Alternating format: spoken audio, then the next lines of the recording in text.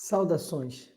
Sejam bem-vindos a mais uma aula do Estudo Aprofundado da Doutrina Espírita. Estudo Aprofundado da Doutrina Espírita, Livro 2, Módulo 3, Ensinos por Parábolas, Roteiro 2, O Bom Samaritano. Nesta aula, vamos estudar a parábola do Bom Samaritano. E a finalidade agora é que nós possamos entender com profundidade a mensagem de Jesus sobre a lei de amor e caridade presente na parábola do samaritano. Tópico 1, texto evangélico. E respondendo Jesus disse: Descia um homem de Jerusalém para Jericó e caiu nas mãos dos salteadores, os quais o despojaram e, espancando-o, se retiraram, deixando-o meio morto. E ocasionalmente descia pelo mesmo caminho certo sacerdote, e vendo-o, passou de largo. E de igual modo, também um levita, chegando àquele lugar e vendo-o, passou de largo.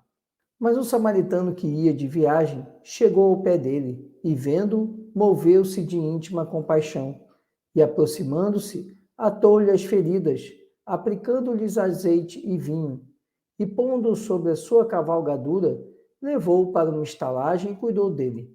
E partindo ao outro dia, tirou 2 dinheiros e deu-os ao hospedeiro, e disse-lhe: Cuida dele, e tudo o que de mais gastares eu te pagarei, quando voltar. Evangelho de Lucas, capítulo 10, versículos 30 a 35. A parábola do bom samaritano é um exemplo que ilustra a moral do Evangelho, fundamentada na prática da caridade. Um aspecto que já podemos entender quando analisamos a parábola do bom samaritano é que nela Jesus colocou a síntese da sua missão aqui na Terra, da sua lição que ele desejava trazer, porque ele vem apresentar a lei de justiça, amor e caridade, especialmente o aspecto do amor e da caridade. É por isso que lá no Evangelho segundo o Espiritismo nós encontramos uma mensagem que retrata que toda a moral de Jesus se resume às questões da caridade e da humildade, que são exatamente o oposto do orgulho e do egoísmo. Se nós verificarmos tudo aquilo que Jesus ele ensina, nós encontraremos sempre na sua essência a questão da caridade e da humildade como os caminhos que levam o homem até a felicidade. É por isso que nas bem-aventuranças Jesus ele deixa claro que os humildes são bem-aventurados, porque deles é o reino dos céus. E depois Jesus segue falando que a caridade é a essência, a necessidade do perdão e tantas outras lições que Jesus traz, que são as referências para que nós possamos caminhar até a plenitude, a excelsitude. Tópico 2. Interpretação do texto evangélico. E respondendo Jesus disse: Descia um homem de Jerusalém para Jericó e caiu nas mãos dos salteadores, os quais o despojaram e, espancando-o, se retiraram, deixando-o meio morto. Lucas capítulo 10, versículo 30. Jerusalém, do hebraico Ursalim, que significa a fundação de Salém, é uma cidade bíblica, espalhada entre 2 montes, de altitude média de 750 metros, limitada ao sul e ao oeste pelo Vale de Enom, e a leste pelo Vale do Cedron, que a separa do Monte das Oliveiras. Jerusalém começou a ser habitada em torno do ano 3000 a.C., e foi com o rei Davi que ela se tornou uma cidade onde passou a sediar a capital das 12 tribos. E foi o rei Davi também que transformou Jerusalém no centro, na capital cultural do povo hebreu. E foi o rei Davi que também transferiu para lá a Arca da Aliança, transformando também aquela cidade na capital religiosa do judaísmo. Jerusalém sofreu muitos ataques de povos conquistadores, os babilônicos, o Egito, a Síria e, na época de Cristo, Roma, foram países que invadiram, que atacaram Jerusalém. Espiritualmente falando, Jerusalém foi considerada a sede do monoteísmo, simbolizando para o judaísmo uma cidade santa, da mesma forma que Meca para os muçulmanos e Roma para os católicos. Nos dias atuais, Jerusalém é a capital de Israel e também, para os palestinos, a capital do Estado palestino.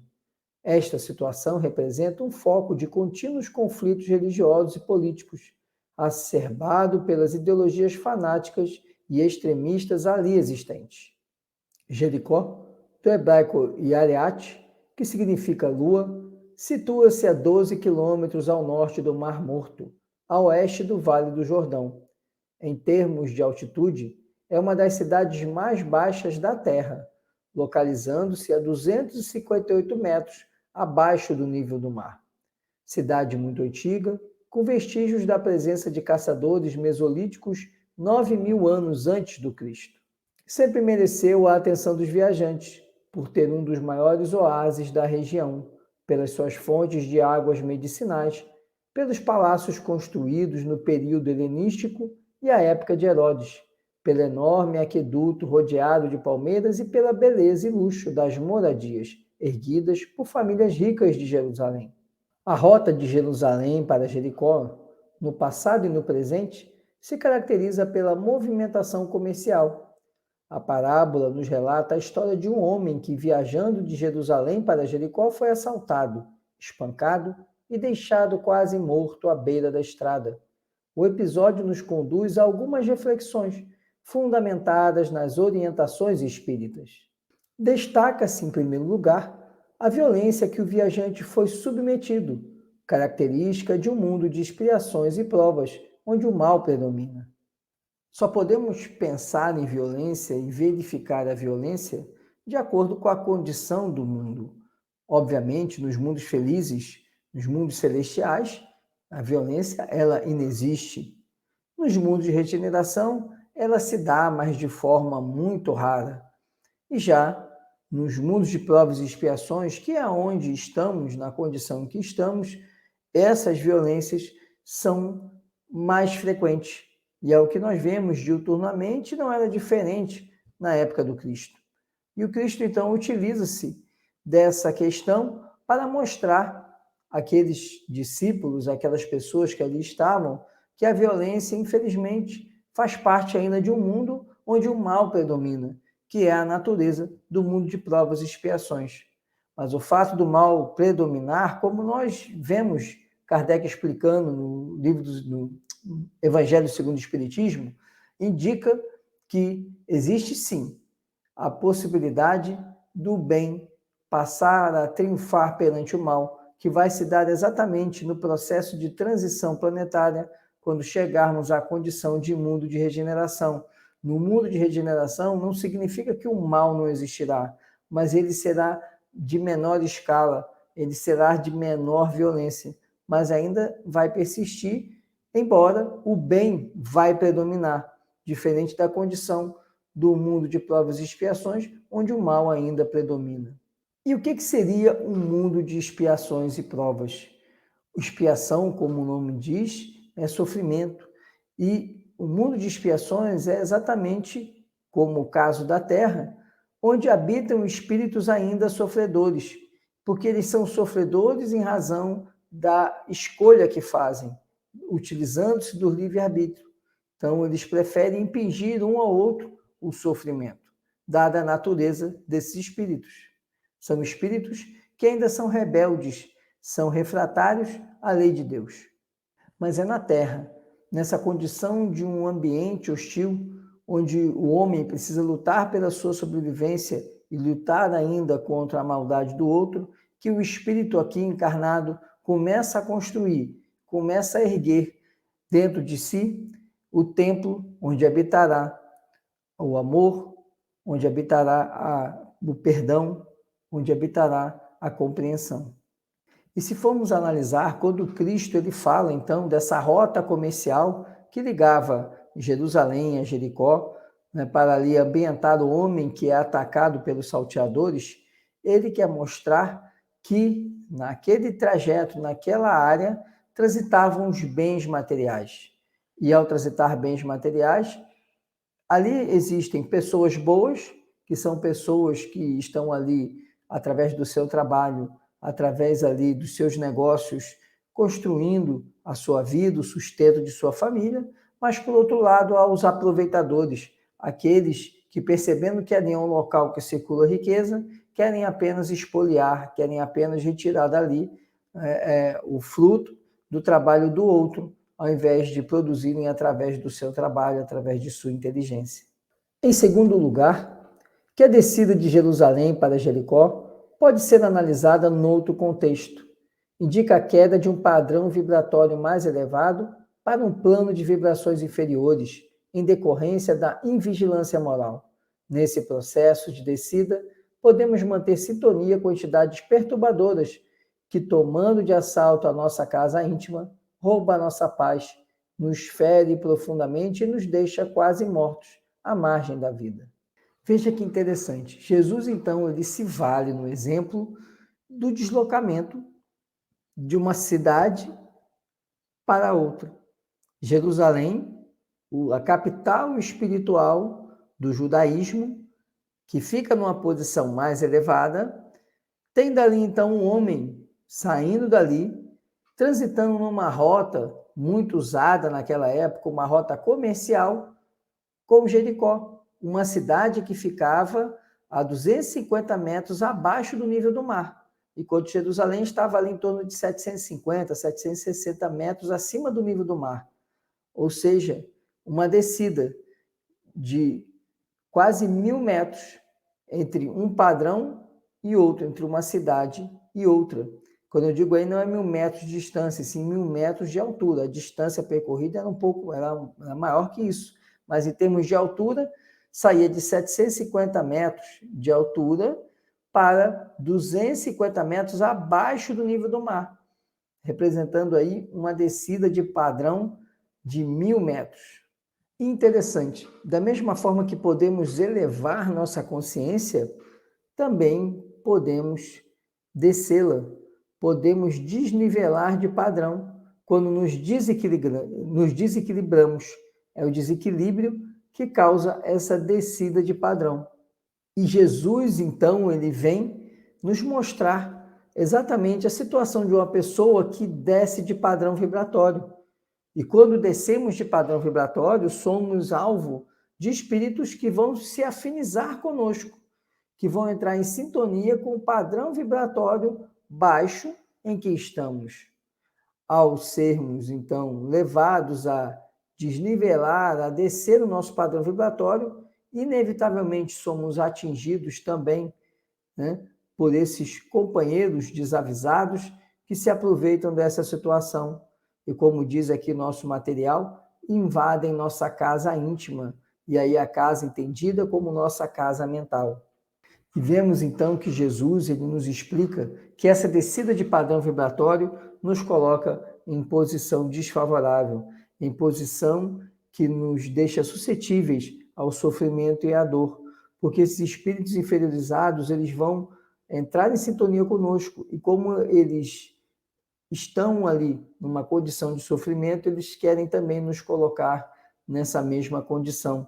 E esse sofrimento ele se inicia primeiro, né, com o sofrimento da alma, o sofrimento do espírito encarnado, atingindo a mente, atingindo os sentimentos, e depois isso acaba transbordando também para o sofrimento do corpo físico.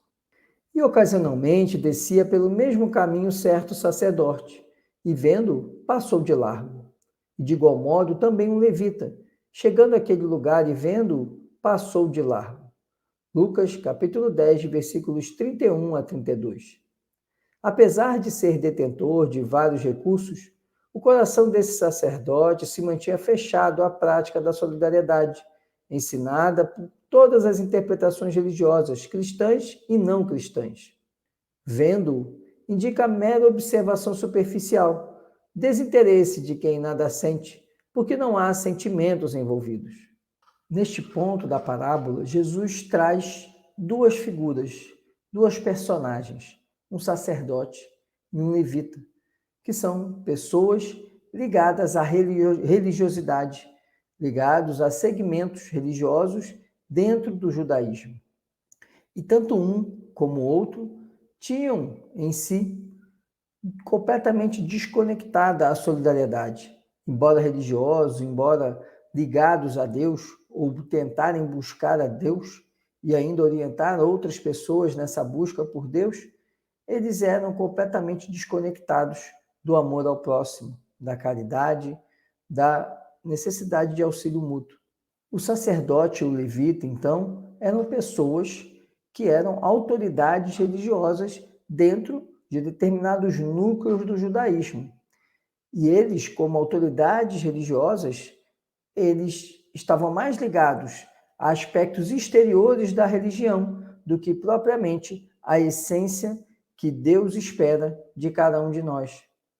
Passar de largo reflete ociosidade mental, enfatiza a postura de quem está acostumado a cultivar o interesse pessoal e a indiferença para com as necessidades dos que sofrem. Cedo ou tarde, esta atitude repercutirá no íntimo do ser, gerando processos de culpa. Vemos aqui que Jesus, ao utilizar a expressão passar de largo, ele está enfatizando que tanto o sacerdote como o levita não tinham nenhuma empatia, não tinham nenhuma capacidade de despertar mesmo o amor ao próximo. Mas ninguém passa impune por essa condição de ausência de empatia, de desinteresse.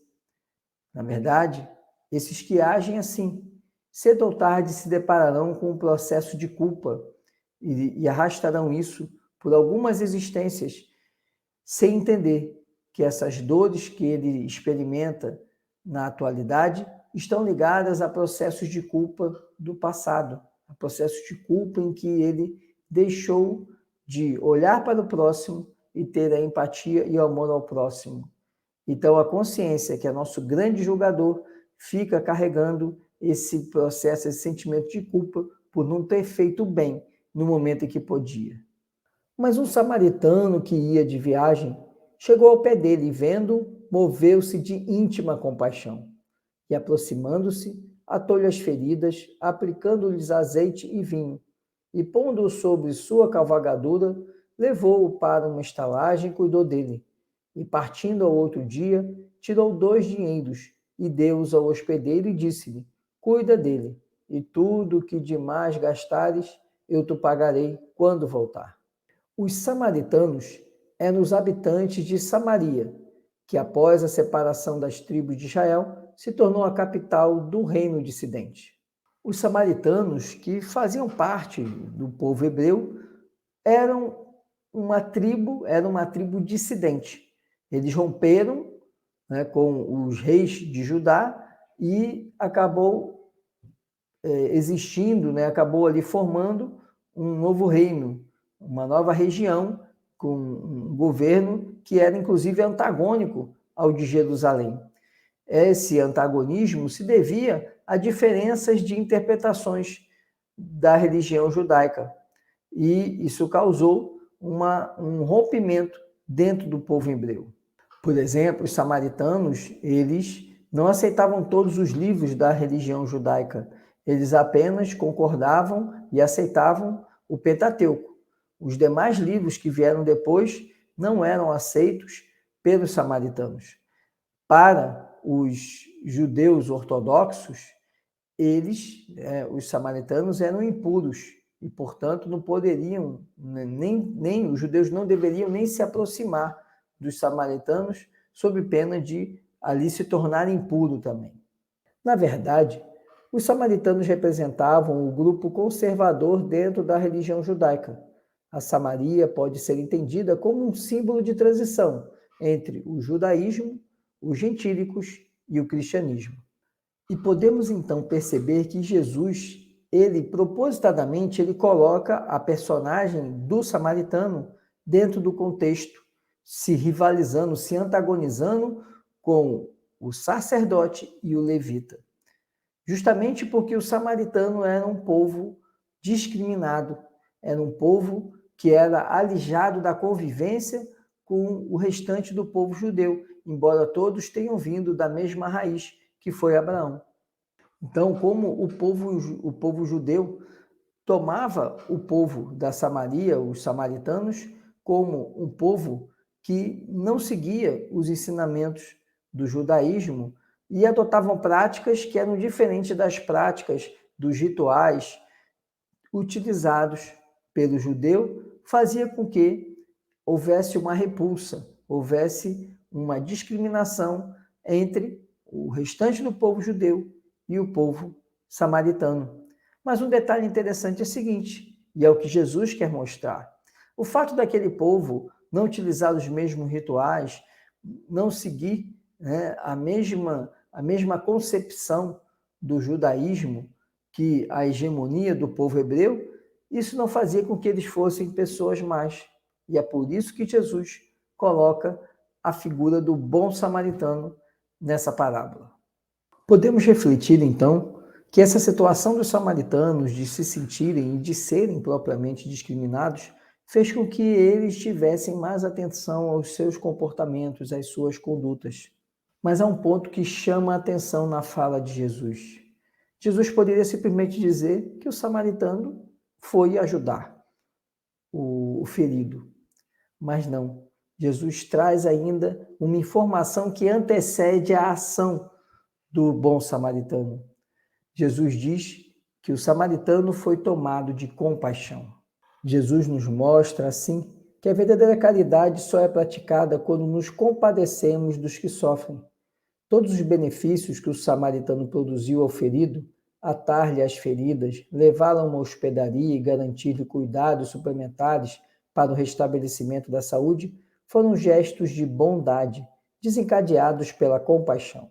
Então Jesus ele traz uma condição primeira para que a caridade fosse praticada, e essa condição era a compaixão. Era o sentimento de sentir a mesma dor daquele que está no sofrimento, de sofrer junto com o sofredor, de perceber que ali, aquela criatura, ela precisa de socorro, precisa de auxílio, não só pela condição em que ela está, mas também porque você se coloca no lugar da criatura. Como Jesus disse, fazei aos outros aquilo que gostaria que vos fizessem. Percebemos na parábola que o samaritano agiu com critério e bom senso, quando atendeu o homem ferido caído à beira da estrada. Vemos que a bondade do atendimento não dispensou o conhecimento ou maneira correta de agir. Primeiro, prestou os cuidados emergenciais ao doente, limpando e fazendo a asepsia das feridas pela utilização dos recursos disponíveis, vinho e azeite. Segundo, improvisou um transporte, no caso o cavalo, já que o doente estava incapacitado de andar. Terceiro, levou-o para uma estalagem, onde recebeu o alimento e o conforto de um leito, afastando-o das intempéries. E quarto, cuidou do ferido, auxiliando-o na recuperação da saúde. Quinto e por último, garantiu a continuidade do atendimento, fazendo um adiantamento monetário ao hospedeiro e assumindo uma dívida se mais recursos financeiros fossem despendidos.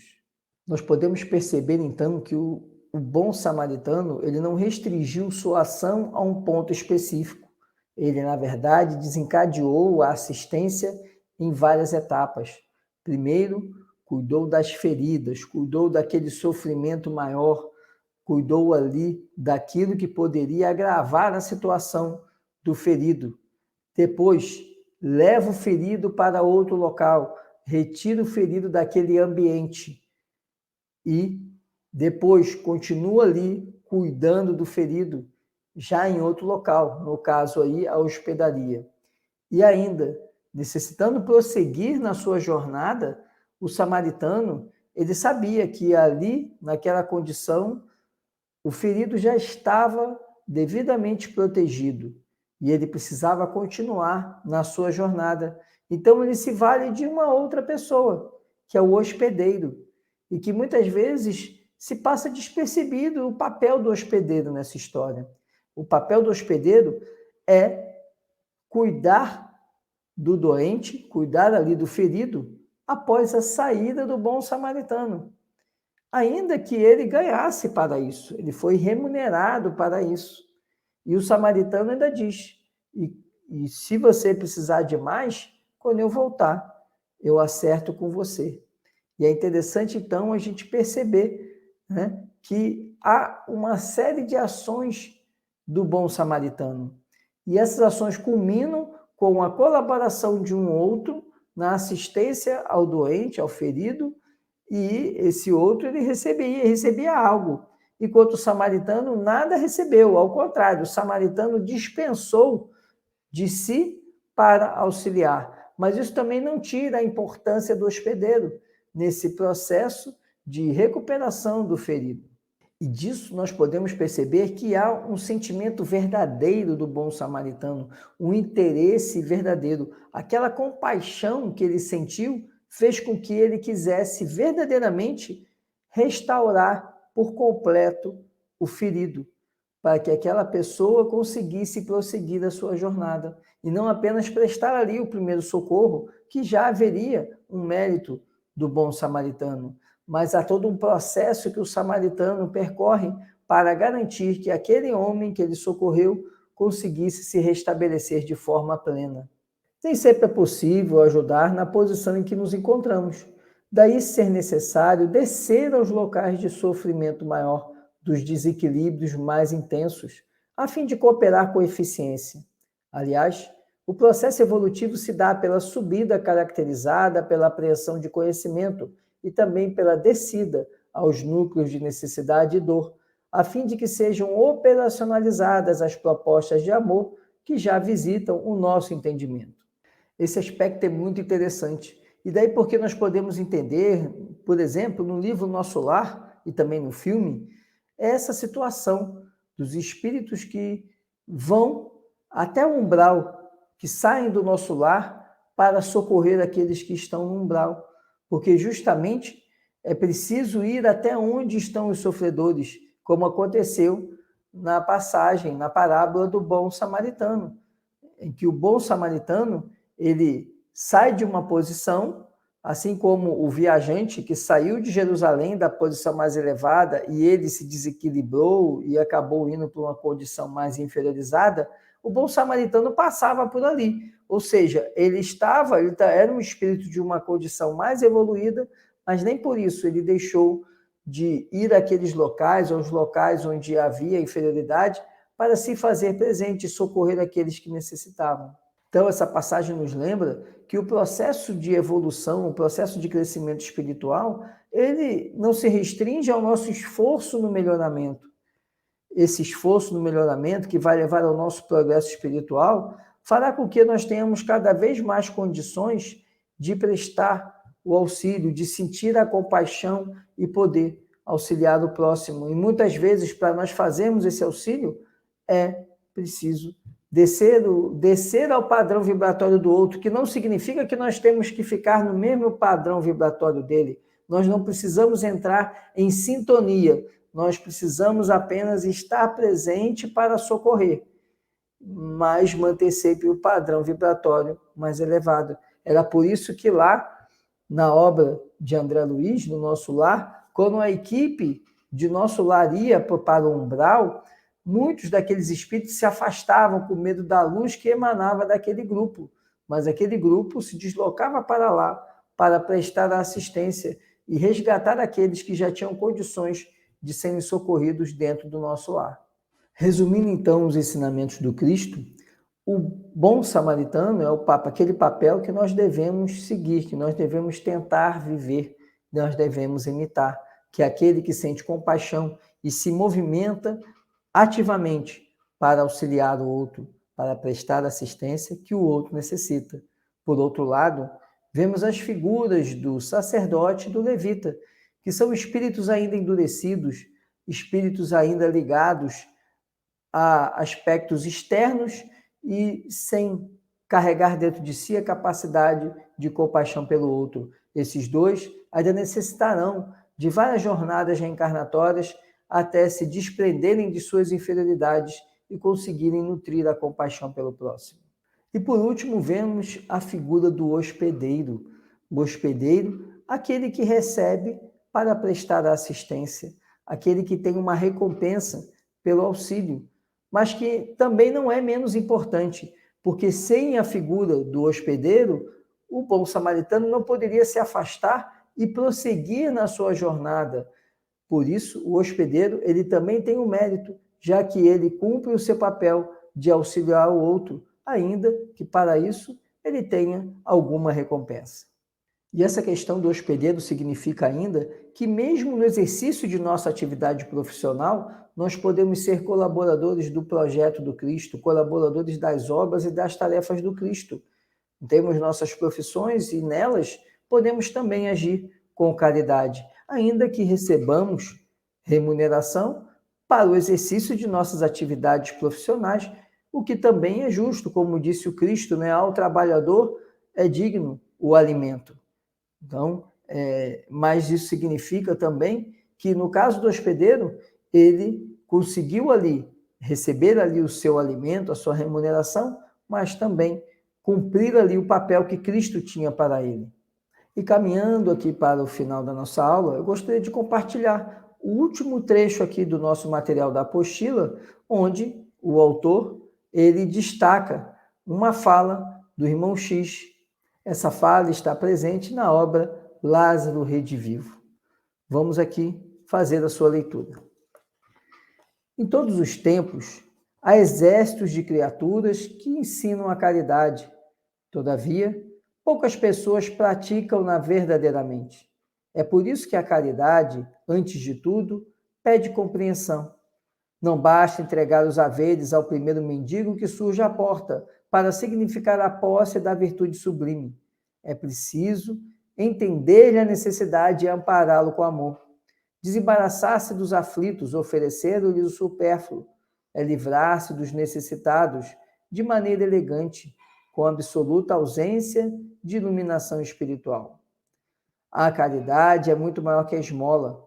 Ser caridoso é ser profundamente humano, e aquele que nega entendimento ao próximo pode inverter consideráveis fortunas no campo de assistência social, transformar-se em benfeitor dos famintos, mas terá que iniciar na primeira oportunidade o aprendizado do amor cristão para ser efetivamente útil.